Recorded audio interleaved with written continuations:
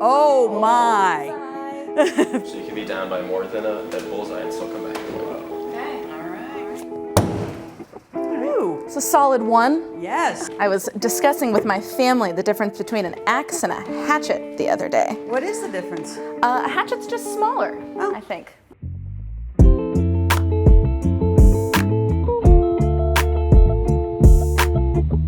In Branson, what was life like there, and what kind of a kid were you?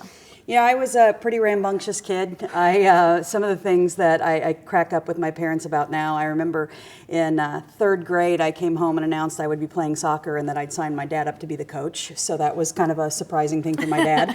But the good news Was he a soccer player? No, absolutely not. But he was willing to do it, and actually he ended up staying my coach all the way through high school. For our lightning round, Boulevard wheat or pale ale? Pale ale. Favorite barbecue in Kansas City? Jackfruit sandwich at Char Bar. Twitter or Facebook? Twitter. Chiefs or Royals? Royals. Paul Rudd or Jason Sudeikis? Jason Sudeikis. Okay. Favorite place in Kansas City?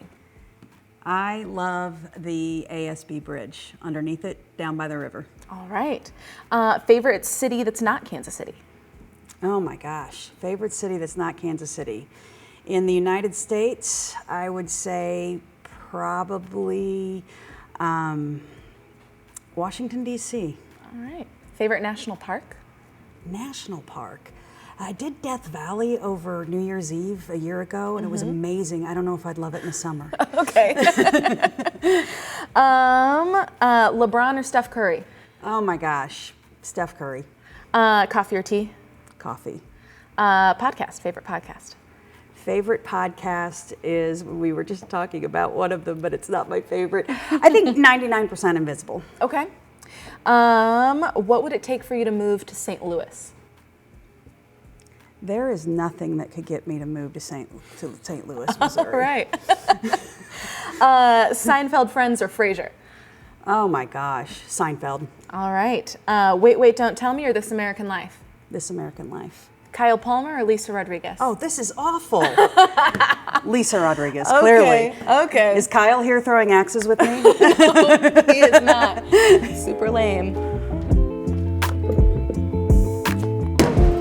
Oh, man. Let's talk about your dogs. Absolutely. You have 4 dogs. I do have 4 dogs. Tell me about them.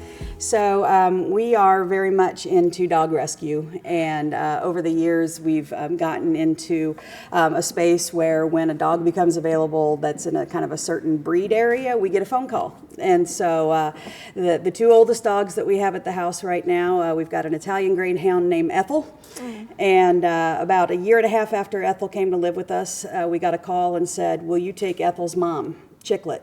And they said Chicklet has bitten a kid in Iowa and needs a house without kids, and can she come live with you? And I didn't know how to say no to Ethel's mom. So we brought Ethel in, or Chicklet in, and they are both there. And then we also are both a big fan of the breed Xolo Eats Quaintly, which is the Mexican hairless dog. Yes. And I know the artist Frida Kahlo had these gorgeous dogs in her home in Mexico City, and it was always a dog that I thought was beautiful.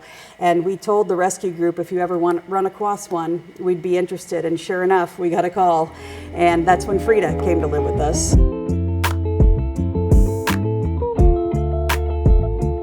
You spent time, in the Missouri State House, and we've reported at KCUR and the Star and other stations as well that it has not always been a great environment, especially for women. It's been toxic at times.